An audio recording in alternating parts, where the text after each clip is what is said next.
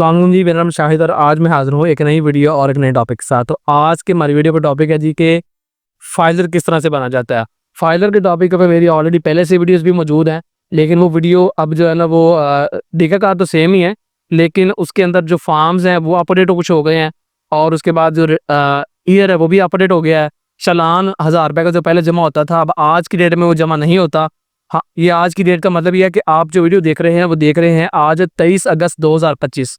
तो अब आज की डेट में वीडियो देख रहे हैं और ये सिनेरियो 30 सितंबर 2025 तक यही चलेगा। अगर इनके से एफबीआर डेट एक्सटेंड करता है, 15 अक्टूबर तक ले जाता है या 30 तक ले जाता है या इनके उससे भी आगे ले जाता है, तो जब तक ये डेट एफबीआर एक्सटेंड करेगा रिटर्न फाइल करने की, तब तक ये वाला सिनेरियो जो ये वाली वीडियो है ये एप्लीकेबल होगी।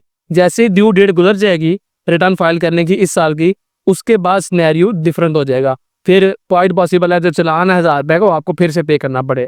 मतलब आज की डेट से लेके आप आगे ड्यू डेट तक अगर फाइलर बनते हैं तो आप सिर्फ 2025 वाले साल के रिटर्न जमा करवाएंगे और कोई चालान जमा नहीं करवाएंगे। ₹1000 का जो एडीएल का चालान जमा होता है वो नहीं जमा करवाएंगे, उसके बगैर ही आपका स्टेटस एक्टिव हो जाएगा। तो मतलब ये मेरी जो बात है ये बड़ी इंपॉर्टेंट है कि आज 23 अगस्त 2025 से लेके जब तक भी ड्यू डेट है जो कि नॉर्मली 30 सितंबर होती है, और अगर वो एफबीआर एक्सटेंड कर दे तो उस डेट तक ये वाला सिनेरियो एप्लीकेबल होगा जो मैं वीडियो आपको बना के आ रही जिसके तहत मैं इंशाल्लाह समझाऊंगा आपको। अब फाइलर किस तरीके से होते हैं इंशाल्लाह मैं वो डिटेल में बताने लगा हूँ आपको। तो उसके लिए सबसे पहले आपने गूगल पे आ जाना है, जिस भी ब्राउजर को आप यूज़ कर दें उसके अंदर आगे आपने लिखना है irs.fbr.gov.ck।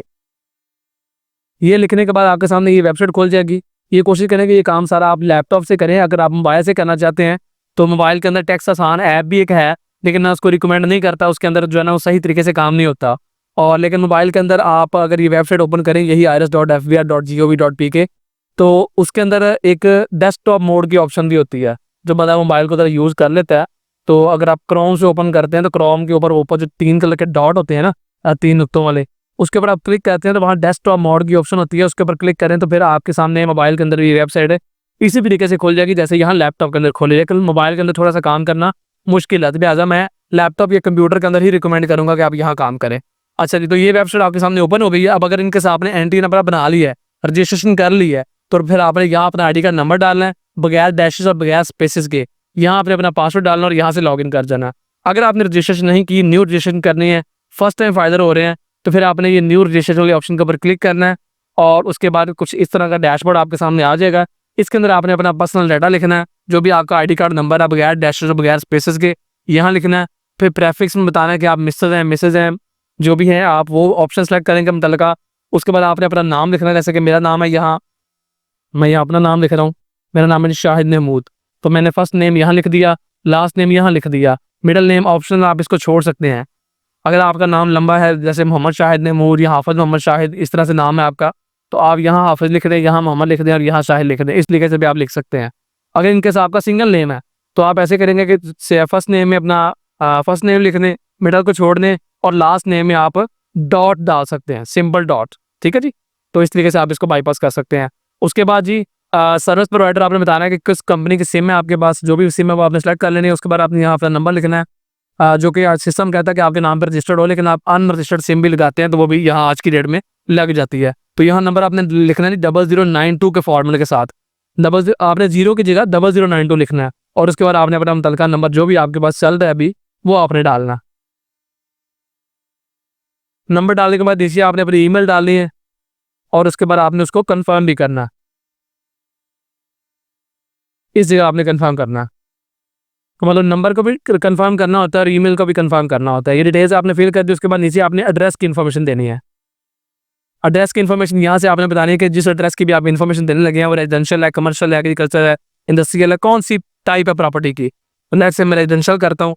उसके बाद आप जो भी प्रॉपर्टी आपने सेलेक्ट की है वो प्रॉपर्टी क्या चीज़ है, वो अपार्टमेंट है, कैबन है, बंगलो है, फ्लैट है, कॉटेज है, हाउस है, क्या चीज़ है।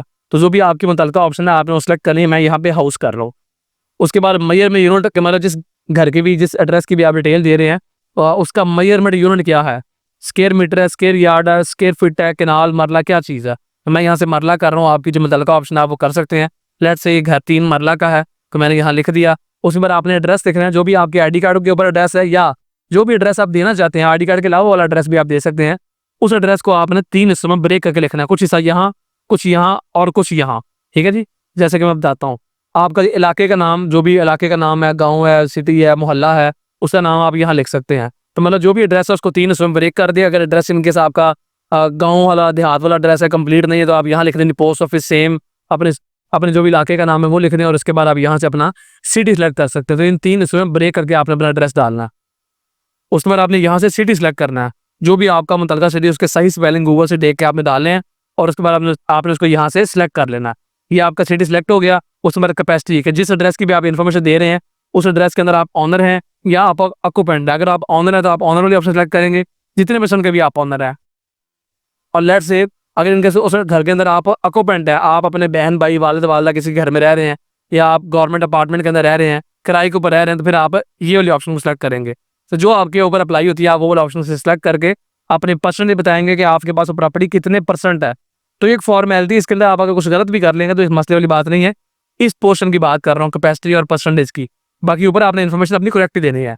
अच्छा, जो उसके बाद आपने अपना नीचे जो कैप्चा कोड आपको यहाँ नजर आ रहा है, जो कि हर दफ़ा डिफरेंट आता है, वो आपने यहाँ डालना है।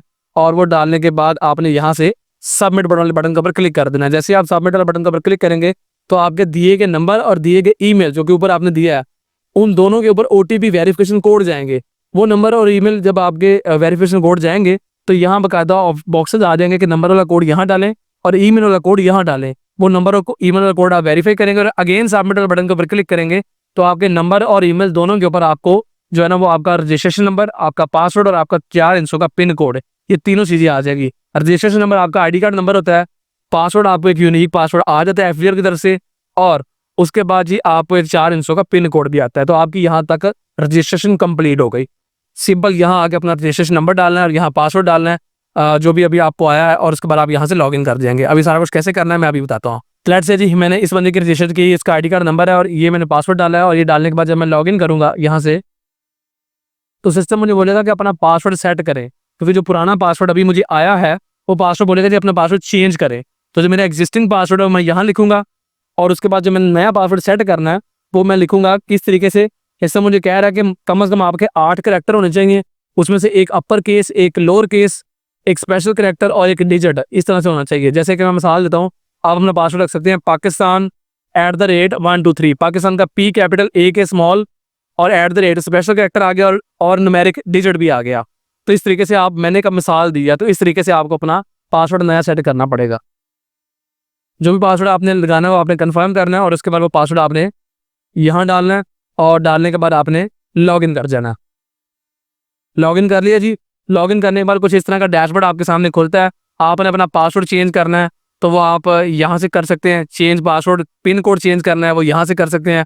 प्रोफाइल के अंदर जाके कुछ चेंजेस करने हैं, कुछ भी काम करना है तो वो यहाँ से जाकर कर सकते हैं। लॉग आउट करना है तो यहाँ से कर सकते हैं। तो मतलब तमाम डैशबोर्ड आपके सामने आ गया है।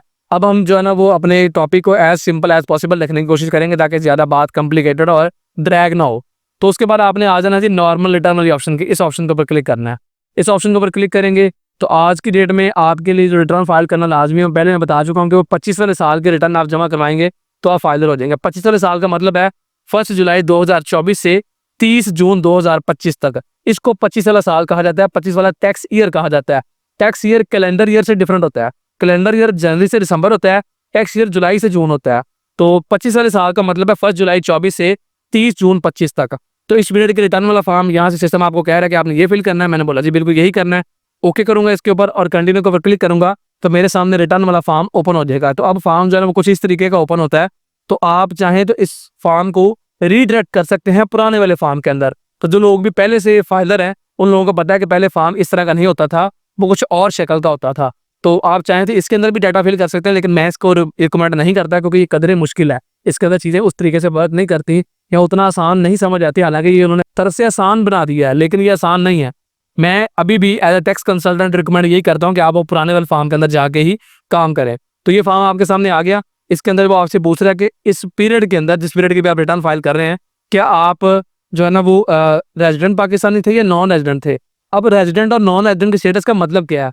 अगर आपका 183 या उससे एक दिन भी ऊपर आप पाकिस्तान के अंदर रहे हैं तो फिर आप उस खास पीरियड में, उस खास टैक्स ईयर में पाकिस्तान के रेजिडेंट है। लेकिन अगर आप 183 से एक दिन भी ऊपर दूसरे मुल्क के अंदर रहे हैं, जिस मुल्क में लेट्स से किसी भी मुल्क के अंदर, तो फिर आप उस खास टैक्स ईयर में पाकिस्तान के लिए नॉन रेजिडेंट पर्सन है। तो अगर आप नॉन रेजिडेंट है तो फिर आपने नो करना है, और अगर इनके साथ रेजिडेंट है पाकिस्तान के, फिर आपने यस करना है। मतलब जो नॉर्मल पाकिस्तानी लोग हैं वो इसके ऊपर यस ही करेंगे।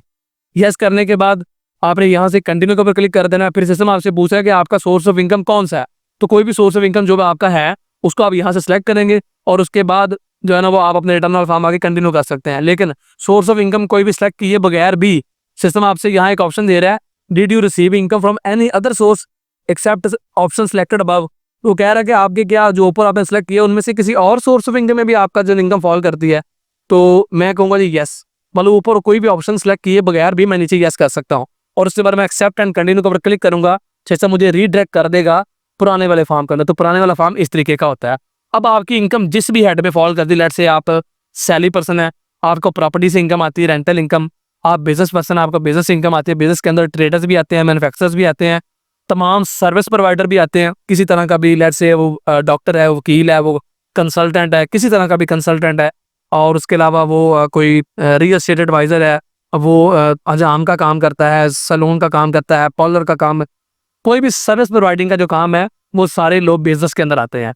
उसके अलावा जी कैपिटल गेन, अगर इनके साथ आपने कोई इन्वेस्टमेंट की हुई है उसके बाद आपको कैपिटल गेन हुआ है, तो ये एक लंबा टॉपिक है। अदर सोर्स के अंदर भी मुख्तलिफ इनकम के सोर्स मौजूद हैं, जैसे कि profit on debt, royalty, other receipts, ground rent, उसके अलावा जी एनुटी, पेंशन वगैरह की एंट्री यहाँ होती है। उसके अलावा आपको अगर फॉरेन सोर्स से इनकम आती है, एग्रीकल्चर से आपको आमदनी आती है, तो मतलब मुख्तलिफ सोर्सेज के लिए मुख्तलिफ यहाँ ऑप्शन बने हुए हैं। तो जिस हेड में भी आपकी इनकम फॉल करती है आपने उस हेड में अपनी जो है ना वो एंट्रीज करनी है। अब इन तमाम टॉपिक्स के ऊपर, एम्प्लॉयमेंट के ऊपर मेरी लहदा सी वीडियो मौजूद है, उसके बाद बिजनेस के ऊपर मेरी लहदा सी वीडियो मौजूद है, पेंशन के ऊपर लहदा सी वीडियो मौजूद है, एग्रीकल्चर के ऊपर लहदा सी वीडियो मौजूद है, यूट्यूबर के ऊपर लहदा सी वीडियो मौजूद है, स्टूडेंट, हाउसवाइफ, फ्रीलांसर, ओवरसीज, तमाम टॉपिक्स के ऊपर मेरी अलहदा वीडियोस मौजूद है। उन तमाम वीडियोस के लिंक भी आपको इस वीडियो की डिस्क्रिप्शन में मिल जाएंगे।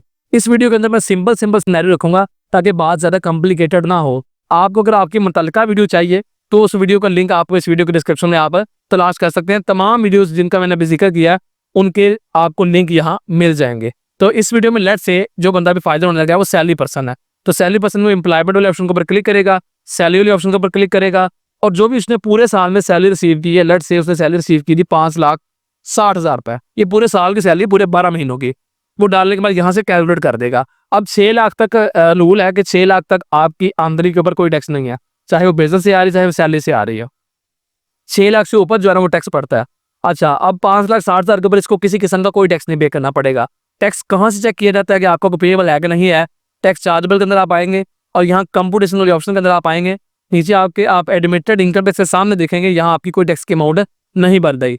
अगर इनके साथ आपके पूरे साल में आपने कोई मुख्तलिफ ट्रांजेक्शन किए हैं, अपने मोबाइल फ़ोन सिमों के ऊपर आपने टैक्स कटे हुए हैं, बिजली के बिलों के ऊपर टैक्स कटे हुए हैं, इंटरनेट के बिलों के ऊपर टैक्स कटे हुए हैं, आपने को कैश विड्रॉ करवाया बैंक से वहाँ से टैक्स कटा हुआ है, आपने को गाड़ी की सेल परचेज की वहाँ पे टैक्स कटा हुआ है, प्रॉपर्टी की सेल परचेज की वहाँ टैक्स कटा हुआ है, मतलब किसी तरह की भी आपकी कोई टैक्स की एडजस्टमेंट है, कोई टैक्स आप पे कटे हुए आप उनको एडजस्ट करना चाहते हैं, तो वो एडजस्टेबल वाले टैक्स के हेड के अंदर आके यहाँ तमाम ऑप्शंस आपको मिलेंगी। तो जो भी आपके मुतल्लिका ऑप्शन है उसमें आप ऑप्शन के ऊपर क्लिक करके आप वो अपना मुतल्लिका टैक्स जो है ना मुतल्लिका हेड में उसकी डिटेल एंटर करके एडजस्ट कर सकते हैं। अच्छा जी, तो जैसे कि लेट से आपको यहाँ प्रॉपर्टी 236 आ रहा है, इंटरनेट बिल आ रहा है, फ़ोन आ रहा है, और उसके बाद जी टेलीफोन इलेक्ट्रिसिटी बिल, मतलब हर हेड आपको मिलता है। जो भी जिस हेड में जिस सेक्शन में भी आपका टैक्स कटा हुआ है उसके अंदर आप, अगर मैं हर चीज़ को एक एक करके एक्सप्लेन करूँगा तो वीडियो बहुत लंबी हो जाएगा, वीडियो बहुत कॉम्प्लिकेटेड भी हो जाएगा। अक्सर लोग शिकायत करते हैं कि सर आप वीडियो बहुत लंबी कर देते हैं, लेकिन अगर मैं वीडियो को बहुत शॉर्ट बता दूँ फिर भी लोग बोलेंगे जी कि आप आधी दूरी बात बताते हैं। तो तमाम चीज़ें यहाँ एक्सप्लेन करना पॉसिबल नहीं है। अगर किसी को लगे कि बातें ये मेरे बस की बात नहीं है, ये मुझसे नहीं होगा, तो फिर आप इस वाले से मेरी सर्विसेज भी ले सकते हैं। मैं टैक्स कंसल्टेंट हूँ, मैं यही काम करता हूँ, ठीक है जी। अच्छा, तो अब लेट से आपकी सैलरी 5,60 है तो आपने यहाँ एंट्री कर देनी है। सैलरी ज़्यादा है, लेट से सैलरी आपकी जो है ना वो 7,60,000 है, मिसाल में दे रहा हूँ, तो यहाँ डाल के आप कैलकुलेट करेंगे और उसके बाद आप नीचे आके टैक्स चार्जेबल में चेक करेंगे तो सिस्टम आपका टैक्स कैलकुलेट करेगा। ये देखिए सिस्टम कह रहा है कि आपका 8,000 रुपये टैक्स बनता है। तो अगर आपका टैक्स बनता है वाकई और आपका जो है ना वो आपके इदारे ने नहीं काटा हुआ, फिर आपको इसको पे करना पड़ेगा। कैसे? आपने रिटर्न को सेव करना है और प्रिपेयर PSRD के ऑप्शन के ऊपर क्लिक करेंगे और उसके बाद आप जनरेट PSRD के ऊपर क्लिक करेंगे, आपका चलान जनरेट हो जाएगा। मतलब उसके बाद आप उसको प्रिंट करेंगे तो वो आपका चलान जनरेट हो जाएगा, और वो चलान जनरेट होने के बाद आपने उसको पेमेंट करनी है। पेमेंट करने के बाद आपने जो है ना वो आधे पौने घंटे बाद पेमेंट वाले ऑप्शन के अंदर आना है और यहाँ आपको पेमेंट नज़र आएगी कि जो पेमेंट आपकी हो चुकी है आधे पौने घंटे के बाद। मीनवाइल आप अपने फार्म को सेव करके यहाँ से क्लोज कर सकते हैं। अच्छा, और उसके बाद वो ड्राफ्ट के अंदर पड़ा होता है, ड्राफ्ट में से आप उसको ओपन कर सकते हैं। तो यहाँ पेमेंट आपकी आ जाती है, उसको आप यहाँ से क्लेम कर लेते हैं। जैसे यहाँ आ रही है ना ये रीलोड, तो आपकी पेमेंट यहाँ होगी, तो यहाँ क्लेम का बटन आएगा, वो क्लेम के बटन को क्लिक करेंगे तो आपकी जो पेमेंट यहाँ आ रही है नज़र, वो यहाँ से निकल के यहाँ आ जाएगी, वो पेड के अंदर आ जाएगी। ठीक है जी, तो उसके बाद आप अपने रिटर्न को जमा करवा सकते हैं। लेट्स से आप कहते हैं कि मेरी सैलरी के बाद जितना भी टैक्स बनता है वो मेरे इदारे ने काट दिया, जहाँ भी मैं जॉब करता हूँ वहाँ उन्होंने मेरा टैक्स काट दिया। तो अगर आपका टैक्स कट चुका है तो फिर आप क्या करेंगे, यहाँ अपनी इनकम की डिटेल डालेंगे, जितनी भी आपको 7,60,000, उसके बाद जो आपका 8,000 रुपये टैक्स बनता है वो आप कहते हैं कि मेरा कट गया है। तो आपका वो सारे का सारा टैक्स एडजस्ट हो गया, आपने यहाँ एडजस्ट कर दिया, बता दिया कि मेरा वो कट चुका है ऑल पहले ही। तो फिर आप यहाँ कंप्यूटेशन अंदर आके चेक करेंगे तो आपका टैक्स कुछ भी नहीं बनेगा। देखें, क्योंकि जो आपने बताया कि मेरा विदहोल्डिंग टैक्स 8,000 रुपये कट चुका है, तो ये तो आपका सैलरी को अगर इनके साथ में किसी और हेड से भी कटा है तो वो भी मैं ऑलरेडी बता चुका हूँ कि वो आप उनकी भी मुतल्लिका हेड्स के अंदर जाके एंट्रीज कर सकते हैं। जिस हेड के जिस सेक्शन के अंदर भी आपका टैक्स कटा है उसको आप ढूंढ के उसके अंदर जाके मुतल्लिका हेड में एंट्री कर सकते हैं। ठीक होगा जी। अच्छा, लेट्स से अब सैलरी 7,60,000 रुपये ही है आपकी। अच्छा, ये अब तक मैंने 2 एंट्री की हैं, एक एम्प्लॉयमेंट वाले हेड के अंदर यहाँ एंट्री की है, कैलकुलेट किया, साथ सेव कर लिया। फिर मैं टैक्स चार्जेबल वाले हेड के अंदर आया हूँ और आपको बताया कि अगर आपका टैक्स पेएबल बने तो उसको कैसे चालान जनरेट करके उसकी कैसे पेमेंट आपने करनी है और उसके बाद आपने कैसे उसको क्लेम करना है। लेट्स से आप कहते हैं मेरा टैक्स पहले कट गया, तो फिर आपने दूसरी एंट्री यहाँ करनी है कि यहाँ अपनी सैलरी के अमाउंट और उसके बाद टैक्स आपका कट गया वो आपने डाल के कैलकुलेट करके सेव कर लेना है। तो ये 2 एंट्रियाँ हो गई। अच्छा, उसके बाद ये आपने आना है, ये एंट्री करने के बाद आ जाना है वेल्थ स्टेटमेंट के अंदर। वेल्थ स्टेटमेंट ऑप्शन के ऊपर आप क्लिक करते हैं, मजीद 3 ऑप्शन खुलती हैं, पर्सनल एक्सपेंसेस, पर्सनल एसेट्स और रिकंसिलेशन। अच्छा, तो सबसे पहले आपने रिकंसिलेशन के अंदर आना है। यहाँ आने के बाद आपकी जो इनकम है वो है नॉर्मल टैक्स वाली इनकम। अब इनकम 3 तरह की होती है, नॉर्मल टैक्स वाली, एग्जाम्प्ट वाली और फाइनल टैक्स वाली। मैं तीनों की एक मिसाल दे देता हूँ। नॉर्मल टैक्स वाली इनकम ये जैसे कि अभी मैं आपको बता रहा हूँ, सैलरी पर्सन है, बिजनेस पर्सन है, इनकी इनकम नॉर्मली नॉर्मल टैक्स वाली होती है, तो उसकी एंट्री आपने यहाँ करनी होती है और करने के बाद कैलकुलेट और साथ साथ आप रिटर्न को सेव करते जाना होता है। अच्छा, अब अगर इनके साथ आपकी इनकम है exempt from tax, exempt from tax वाली इनकम वो होती है जैसे कि पेंशन है, तो पेंशन एग्जाम्प्ट फ्रॉम टैक्स होती है, तो उसकी एंट्री आपने यहाँ करनी है, मतलब मुतल्लिका हेड में करने के बाद, अदर सोर्स में मुतल्लिका हेड में करने के बाद आपने एग्जाम्प्ट वाले कॉलम के अंदर करनी है, यहाँ नहीं करनी। अगर आपकी इनकम फाइनल टैक्स वाली इनकम का मतलब ये है जिसके ऊपर जितना टैक्स बनता है, चाहे वो 10,000 है, उसके ऊपर कोई स्लैब नहीं होती, 6 लाख की, 5 लाख की, 10 लाख कोई स्लैब नहीं होती, चाहे वो 10,000 भी आपको मिलेगा, उसके बाद जो भी टैक्स का रेट है तय कर दिया है वो आप जैसे आपका प्राइस बॉन्ड लग गए हैं, आपको लॉटरी मिल गई है, आपको बैंक के ऊपर सेविंग अकाउंट पर प्रॉफिट मिल रहा है, आपको डिविडेंड मिल रहा है, इसके अलावा आपको इन्विजिलेटर की जॉब कर रहे हैं, एग्जामिनर की जॉब कर रहे हैं, कमीशन सर्विस दे रहे हैं, तो उनके ऊपर आपको जब चेक मिलता है आपका या आपको जब आपके अमाउंट मिलती है, आपके अकाउंट में क्रेडिट होती है, तो जो टैक्स बनता है वो कट जाता है, चाहे वो आपको आपके 20 रुपये ही क्यों ना मिले हो, तो उसके ऊपर जो भी टैक्स है वो कट जाता है।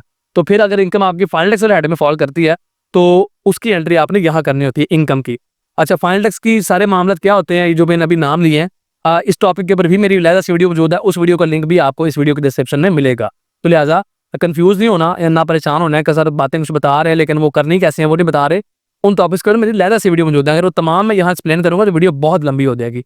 अच्छा जी, तो यहाँ मैंने एंट्री कर दी और यहाँ एंट्री करने के बाद उसके बाद जी अगर इनके साथ के कुछ असासे पिछले सालों से भी चले आ रहे हैं, आप कहते हैं जी आप जो जॉब कर रहे हैं वो जॉब करते हुए आपको 5 साल हो गए हैं, मिसाल दे रहा हूँ, तो अगर आपकी कुछ सेविंग पिछले सालों से चली आ रही है, लेट से आपको 10-12 लाख रुपए जो है ना वो पिछले सालों से सेविंग आपकी है, तो आपने वो पिछले सालों में नेट ऐसे प्रीवियस ईयर में डाल के कैलकुलेट करना है और साथ साथ मैं बता रहा हूँ कि सेव करते जाना ताकि आपका डाटा लॉस ना हो। ठीक है जी। अच्छा, अब आप कहते हैं मैंने अभी जॉब स्टार्ट की, अभी फाइल होना, मेरे नाम में पहले से कोई चीज़ नहीं है, फिर आप इसको जीरो भी कर सकते हैं, यहाँ जीरो अमाउंट डाल के कैलकुलेट कर सकते हैं। लेकिन अगर आप कहते हैं कि जी मेरे नाम पे कोई चीज़ है पहले से भी, कोई बाइक, गाड़ी, प्रॉपर्टी, या मैंने जॉब करते कई साल हो गए हैं, कुछ मैंने सेविंग भी कर ली है, तो फिर आप जो है ना वो उस जो भी सेविंग आपने पिछले सालों से चली आ रही है उसको आप अकॉर्डिंगली यहाँ डालेंगे। डालने के बाद आप साथ साथ कैलकुलेट होकर सेव करते जाएंगे। अच्छा, जिसके अलावा अगर इनके साथ कोई और आमदनी है तो उसको भी एंट्री आप यहाँ कर सकते हैं, यहाँ कर सकते हैं। आपको पूरे साल में कोई गिफ्ट मिला है, किसी किस्म की एडजस्टमेंट एंट्री वो कर सकते हैं, कोई फॉरेन रेमिटेंस आपको मिली है उसकी आप एंट्री यहाँ कर सकते हैं। फॉरेन रेमिटेंस होती है जो बाहर से पैसे आते हैं आपके अकाउंट में, इनहेरिटेंस को विरासत मिली है कैश की शक्ल में, उसकी एंट्री यहाँ कर सकते हैं। इसके अलावा और कई जो ना सोर्सेज हैं जहाँ से अभी आपको पैसे आते हैं, तो वो आप यहाँ एंट्री करके कैलकुलेट करके उसको सेव कर सकते हैं। ठीक है जी। अच्छा, उसके बाद ये एंट्री आपने रिकंसिलेशन हेड में कर दी। उसके बाद आपने आना है पर्सनल एसेट्स के अंदर। पर्सनल एसेट्स में आने के बाद अगर इनके साथ के नाम पे कोई एग्रीकल्चर प्रॉपर्टी है तो आप यहाँ से प्लस वाली ऑप्शन के ऊपर क्लिक करके उसकी प्रॉपर डिटेल लिख के, उसकी प्रॉपर यहाँ डिटेल लिख के सबमिट करेंगे और उस पर आप उसकी अमाउंट लिख सकते हैं। आपके नाम पे कमर्शियल या इंडस्ट्रियल या रेजिडेंशियल प्रॉपर्टी, और उसकी डिटेल आप यहाँ से लिख करेंगे। जैसे मैं आपको बताता हूँ, मैं एक फर्जी प्रॉपर्टी यहाँ डाल रहा हूँ। लेट्स से ये एक रेजिडेंशियल प्लॉट है, ये 3 मरला का है जी, और ये जी लाहौर में है। मिसाल दे रहा हूँ मैं फर्जी डिटेल यहाँ डाल रहा हूँ। और ये लेट्स से हमने लिया था जी इतने का, 6,50,000 का, ठीक है जी। आज से 2-3 साल पहले हमने लिया। और उसके अलावा जी अगर आपका कोई बिजनेस की रिटर्न फाइल करें और बिजनेस का कोई कैपिटल मतलब इन्वेस्टमेंट आपने की हुई है, तो वो आप यहाँ से प्लस वाले ऑप्शन को क्लिक करके बिजनेस का नाम लिख के वो इन्वेस्टमेंट का जिक्र आप यहाँ कर सकते हैं। इक्विपमेंट नॉन बिजनेस पे आपके घर में कुछ इक्विपमेंट्स वगैरह पड़े हुए हैं, एनिमल नॉन बिजनेस आपने घर में रखे हुए हैं, एनिमल्स वगैरह, पेट्स वगैरह को दीगर चीज़ें वो आप यहाँ डाल सकते हैं। उसके अलावा आपका कोई अकाउंट है, बैंक अकाउंट, कोई एनुटी है, कोई बॉन्ड है, कोई सर्टिफिकेट्स हैं, डिबेंचर्स हैं, डिपॉजिट है, फंड है, इंस्ट्रूमेंट्स हैं, इंश्योरेंस पॉलिसी है, शेयर्स मार्केट में इन्वेस्टमेंट है, स्टॉक्स हैं, कोई यूनिट्स है, मतलब किसी तरह के भी आपकी कोई जो इन्वेस्टमेंट है ना, जैसे यहाँ लिखा हुआ है, किसी तरह की भी आपकी इन्वेस्टमेंट उसकी एंट्री यहाँ होती है। बैंक अकाउंट की भी, स्टॉक मार्केट की भी, म्यूचुअल फंड्स की भी, इंश्योरेंस पॉलिसी की भी, सर्टिफिकेट्स की भी, डिबेंचर्स की, इन तमाम चीज़ों की एंट्री यहाँ होती है। तो यहाँ आपने वो अकाउंट नंबर डालना है, जो भी आपको उसकी पोर्टफोलियो आईडी है, जो भी आईडी है वो आपने यहाँ डालनी है। लेट्स यहाँ मैं एक फर्जी अकाउंट नंबर डाल रहा हूँ, तो मैंने बताना है कोई अकाउंट है, बॉन्ड है, क्या चीज़ है, वो करंट है, सेविंग है, उसकी टाइप बतानी है, और उसके बाद बताना वो SBL में है, ABL में है, किस बैंक में है, वो तमाम डिटेल लिख के सबमिट वाला ऑप्शन के ऊपर क्लिक करना है। और 30 जून की डेट के ऊपर उस अकाउंट में कितने पैसे पड़े हुए थे आपने वो अमाउंट यहाँ लिखनी है, 30 जून 2025 की डेट के ऊपर, क्योंकि ये जो मैं आपको बता रहा हूँ ये 25 वाले साल के रिटर्न फाइल करने का तरीका बता रहा हूँ। तो लेट्स से आप किसी ये वीडियो आज से कुछ अर्सा बाद देख रहे हैं, तरीकाकार सेम ही होता है, तो फिर जो है ना वो आपने उस साल का जो बैलेंस होगा वो बैलेंस यहाँ डालना है, ठीक है जी। उसके अलावा आपने किसी को लोन दिया हुआ है, कहीं को एडवांस दिया हुआ है, तो उसकी एंट्री आप यहाँ कर सकते हैं। यहाँ उसका ID कार्ड नंबर लिख के, उसका नाम लिख के आप उसको अमाउंट को मेंशन कर सकते हैं। आपके नाम पे कोई मोटर व्हीकल है, उसकी एंट्री आप यहाँ से कर सकते हैं। लेट्स से मैं यहाँ बताता हूँ जी, ये मैंने फर्जी नंबर यहाँ बाइक का डाला है। लेट्स से ये एक बाइक है, होंडा वालों की है, 70 सीसी है और 2022 मॉडल है। तो जो आपकी एग्जैक्ट डिटेल्स आपने यहाँ वो डालनी है। और लेट्स से हमने ये 2022 मॉडल जो है ना वो इतने की ली थी, 87,600 रुपये की, ठीक है जी। उसके अलावा कोई गाड़ी वगैरह आपके नाम है वो भी आप डाल सकते हैं। प्रीशियस ब्लेसिंग का मतलब है गोल्ड, अगर आपके पास कोई गोल्ड वगैरह है तो गोल्ड को भी आप यहाँ मेंशन कर सकते हैं, जितने तोला भी है। अगर वो आपको गिफ्ट में मिला है तो आप यहाँ जिक्र कर सकते हैं जी, gifted from parents, inherited from parents, इस तरह का कोई भी जो जिस शक्ल में भी आपको मिला है तो वो जीरो वैल्यू के बाद आप डिक्लेयर। अगर आपने परचेज किया हो तो फिर आप अकॉर्डिंगली ये डिटेल नहीं लिखेंगे गिफ्टेड वगैरह का, और उसकी आप अमाउंट लिखेंगे, ठीक है जी। अच्छा, उसके अलावा जी हाउस होल्ड इफेक्ट मतलब घर में टीवी, फ्रिज, AC, बर्तन, इस तरह की चीज़ें, तो लेट्स से वो भी इस बंदे के पास इतनी अमाउंट की हैं। उसके बाद पर्सनल आइटम है आपका सेलफोन, आपकी वॉच, इस तरह की दीगर चीज़ें आ जाती हैं। लेट्स से वो भी इसके पास इतनी अमाउंट की हैं। ये डालने के बाद आपने कैलकुलेट करना और साथ इसको सेव भी कर लेना। अच्छा जी, उसके बाद आपके पास कुछ कैश की शक्ल में भी सेविंग है, कैश की सेविंग भी यहाँ कुछ ना कुछ आपको डाल लेनी चाहिए, ये भी कल को आपको बेनिफिट ही ऐड करती हैं। तो आपके पास इस बंदे के पास जो है ना वो कोई इतनी अमाउंट कैश में भी पड़ी हुई है, ठीक है जी। अच्छा, तो ये मैंने एसेट बना लिया, मैं आऊँगा रिकंसिलिएशन के ऑप्शन के अंदर वापस। तो अब तक मेरे जो एसेट नेट एसेट बन गए हैं वो बन गए 14,91,200 के। कैसे? 6,50,000 का एक प्लॉट है, फिर बैंक के अंदर कुछ पैसे पड़े हुए हैं, एक बाइक है, और उसके बाद जी मेरा ये कुछ हाउस होल्ड इफेक्ट है, कुछ पर्सनल आइटम है, कुछ कैश वगैरह डाल के टोटल एसेट तकरीबन मैंने 15 लाख के बना लिए, 14,91,000। रिकंसिलिएशन ऑप्शन के अंदर आऊँगा, नीचे आऊँगा, सिस्टम कह रहा है कि अनरिकंसाइल्ड अमाउंट 5,12,000 है। अब इसका क्या मतलब है? इसका मतलब ये है कि आपने जो है ना वो 12,43,000 की सेविंग आपके पास पहले ही थी। इस साल में आपने 7,60,000 मजीद कमाया। 7,60 में से आपने क्या किया, अपने जो असासे हैं वो 14,91,000 के कर लिए। 2,60,000 रुपये, 2,48,000 रुपये आपने इंगेज कर लिया अपने एसेट्स को इंक्रीज करने में। मतलब पहले 12,43,000 के एसेट थे और बाद में आपने उसको 14,91 कर लिया, मतलब 2,48,000 से इंक्रीज कर लिए।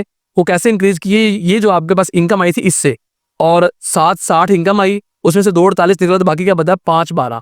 तो 5,12 आपका अभी भी अनरिकंसाइल्ड पड़ा हुआ है नेगेटिव के अंदर।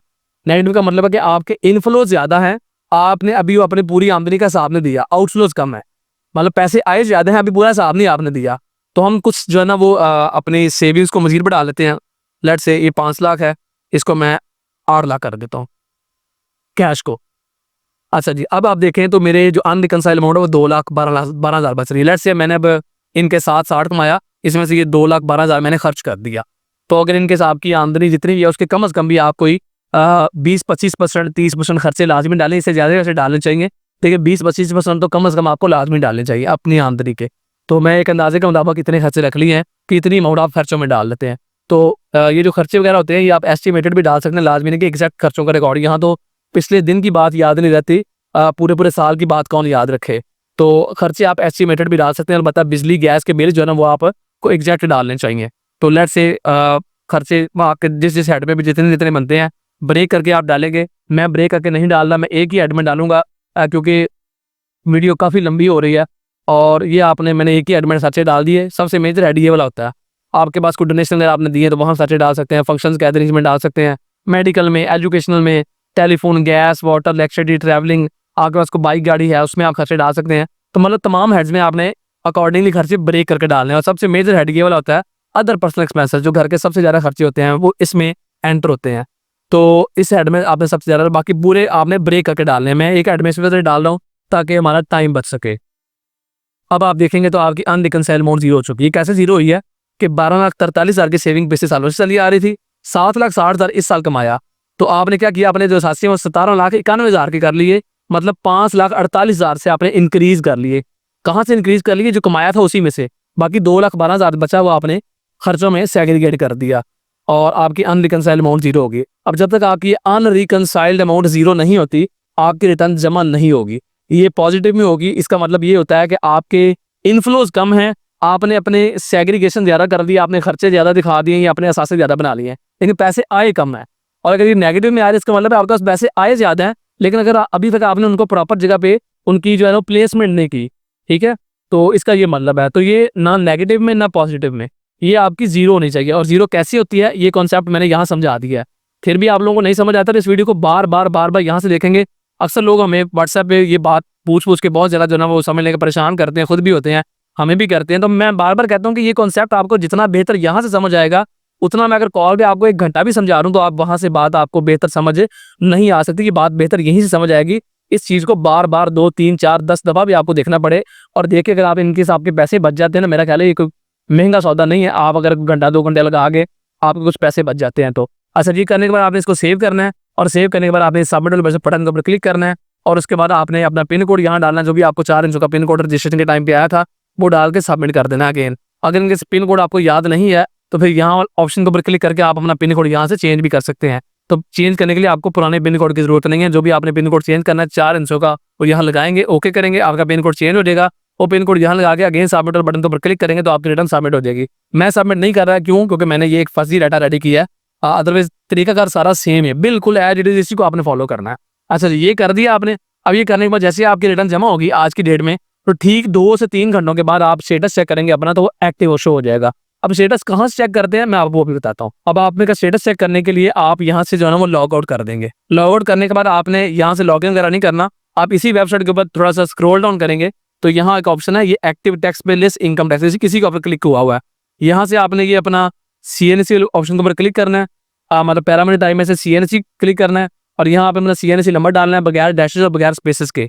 और डेट बाय डिफॉल्ट आज ही सिलेक्ट हुई है। तो यहाँ आपने कैप्चा कोड जो आपको शो हो रहा है, जो कि हर दफ़ा डिफरेंट शो होता है, ये करने के बाद आपने वेरीफाई वाले ऑप्शन के ऊपर क्लिक करना है। तो आपको यहाँ आपकी डिटेल शो होगी। ये देखें, बंदे का रजिस्ट्रेशन नंबर है, उसका नाम है और ये उसका स्टेटस आ रहा है इनएक्टिव। तो इसका स्टेटस एक्टिव करने के लिए बंदा अभी 25 की रिटर्न जमा करवाएगा और इसका स्टेटस जो है ना वो ठीक 2 से 3 घंटों के बाद यहाँ एक्टिव शो हो जाएगा। लेट फाइलर भी नहीं होगा, एक्टिव शो होगा। अब लोग अक्सर पूछेंगे एंटीएन क्या होता है, तो एंटीएन चेक करने के लिए भी इसी वेबसाइट के ऊपर एक ऑप्शन है, टैक्स पेयर प्रोफाइल क्वेरी। इसके अंदर आप अपना ये CNC सिलेक्ट करके यहाँ CNC नंबर डाल के ये कैप्चा कोड डाल के यहाँ से वेरीफाई करेंगे तो यहाँ आपका जो है ना वो ये रेफरेंस नंबर शो हो रहा है, ये रेफरेंस नंबर आपका एंटीएन है। इस वेबसाइट के ऊपर दीगर और भी कई इन्फॉर्मेशन शो होती है, जैसे कि आपका नाम, आप पाकिस्तानी मेल है, आपका ID कार्ड नंबर, आपका ईमेल का हिंट शो होता है, यहाँ नंबर का भी हिंट शो होता है। उसके अलावा आपका एड्रेस शो होता है, आप किस डेट को रजिस्टर्ड हुए हैं ये शो होता है, आपका टैक्स ऑफिस कौन सा है वो शो होता है और बाकी और अगर इनके आपके एंटीएन के बिजनेस नेम ऐड है तो वो भी यहाँ शो होता है। तो आप प्रिंट वाले बटन के ऊपर क्लिक करके इसका एक सेव एज PDF भी कर सकते हैं अपने लैपटॉप के अंदर। उसके बाद आप इसको प्रिंट भी निकाल सकते हैं। तो उम्मीद है जी आज की वीडियो आप लोगों को समझ भी आई होगी, पसंद भी आई होगी। Tax, company, trademark, import export, इन तमाम मामलों के वजह से अगर आप लोगों को सर्विसेज भी चाहिए तो आप दिए गए व्हाट्सअप नंबर के ऊपर रब्ता कर सकते हैं, या अगर आपको इनके गाइडेंस भी चाहिए तो आप तब भी रब्ता कर सकते हैं। तो मिलते हैं जी इस तरह की किसी और वीडियो में किसी और टॉपिक के साथ। तब तक के लिए अपना बहुत सारा ख्याल रखिए जी। अल्लाह हाफिज़।